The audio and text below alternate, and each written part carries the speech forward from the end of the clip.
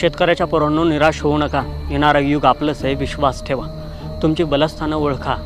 दूध, अंडी, मांस, मटण, अन्नधान्य याच्याशिवाय जगाला पर्यायच असू शकत नाही. म्हणजे थोडक्यात आपल्याशिवाय या जगाला पर्यायच असू शकत नाही. कुणी कितीही जागीरदार असला तरी नोटा दळून खाऊ शकत नाही किंवा डाटा मळून त्याची भाकरी बनवू शकत नाही. येणारा काळ आपलाच येणार आहे, फक्त थोडी तग धरा. कसल्याही परिस्थितीत जगा. जास्तीत जास्त चारा पिकं घेण्याचा प्रयत्न करा. शेळी, मेंढी, बकऱ्या काय पाळायचं त्या पारा. गोठा तयार करा. खत निर्माण करा. रासायनिक शेती थोडीशी टाळा. शेतीवरती ध्यान द्या. गटागटानं एकत्र या. 50 लोक शेतकरी एकत्र या. गटशेती निर्माण करा. वाहतुकीसाठी ट्रक घ्या, टेम्पो घ्या. काय खरेदी करायचं करा. बाहेर विदेशात तुमचा माल पोहोचा.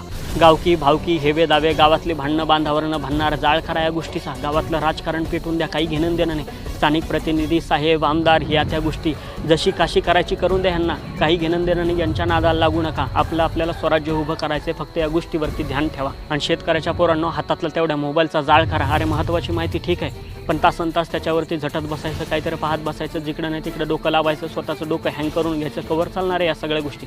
महत्त्वाच्या माहितीपुरता मोबाईल ठीक आहे, परंतु त्या मोबाईलच्या जगातनं थोडंसं बाहेर निघा. शेती व्यवसाय प्रचंड मोठा आहे. जगाला आपल्याशिवाय पर्याय नाही. जेवढं कष्ट करता येईल, राबता येईल, उच्च विचार ठेवता येईल तेवढे ठेवा. अरे एक मर्सिडीजवालासुद्धा तुमच्या भाजी आणि भाकरीशिवाय जगू शकत नाही. त्याची मर्सिडीज तुम्ही खरेदी नाही केली म्हणून तुम्हाला काहीच फरक पडणार नाही, पण त्याला दिवसातनं 3दा तुमची भाजी भाकरी लागते. त्याच्यामुळं आदरानं तुमच्याकडं सगळं जग बघायला लागेल. तुमचा व्यवसाय 1 नंबरचा. शेतकऱ्याच्या पोरांनो, आपण 2 नंबरचे व्यवसाय करणाऱ्या शेतकऱ्यांची अवलाद नाही आहेत. आपण 1 नंबरचा व्यवसाय करतोय. अभिमानानं शेती या व्यवसायात उतरा. जागे व्हा आणि खऱ्या अर्थानं प्रगतीच्या दिशेनं पहिलं पाऊल आजच टाका.